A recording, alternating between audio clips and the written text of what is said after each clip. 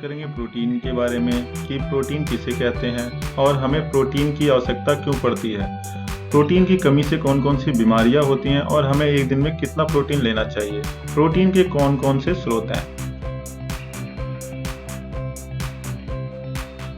Protein एक कार्बनिक पदार्थ है। प्रोटीन कार्बन, हाइड्रोजन, नाइट्रोजन और ऑक्सीजन से मिलकर बना होता है। हमारे शरीर को प्रोटीन बनाने के लिए 20 अमीनो एसिड की आवश्यकता होती है।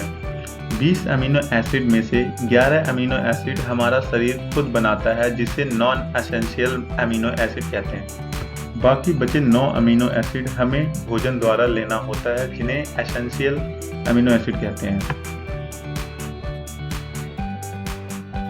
प्रोटीन हमारी बॉडी के लगभग हर पार्ट के लिए आवश्यक होता है। यह हमारी स्किन, सेल्स, ब्लड और मसल्स के निर्माण में तो मदद करता ही है, साथ ही मेमोरी सेव करने और डाइजेशन को अच्छा करने में भी मदद करता है।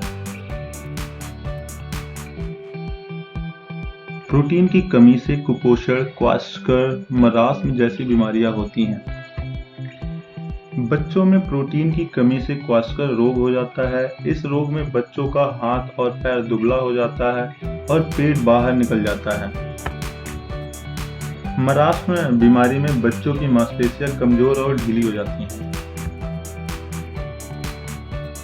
सामान्य व्यक्ति के लिए जो दिन में कोई भी एक्टिविटी या वर्कआउट नहीं करता, उसके लिए प्रोटीन रिक्वायर्ड 0.5 ग्राम पर पाउंड बॉडी वेट होना चाहिए। मान लीजिए आपका वेट 80 किलोग्राम है, इसे आप पहले पाउंड में कन्वर्ट करेंगे। पाउंड में कन्वर्ट करने के लिए आपको 80 को 2.2 से मल्टीप्लाई करना होगा।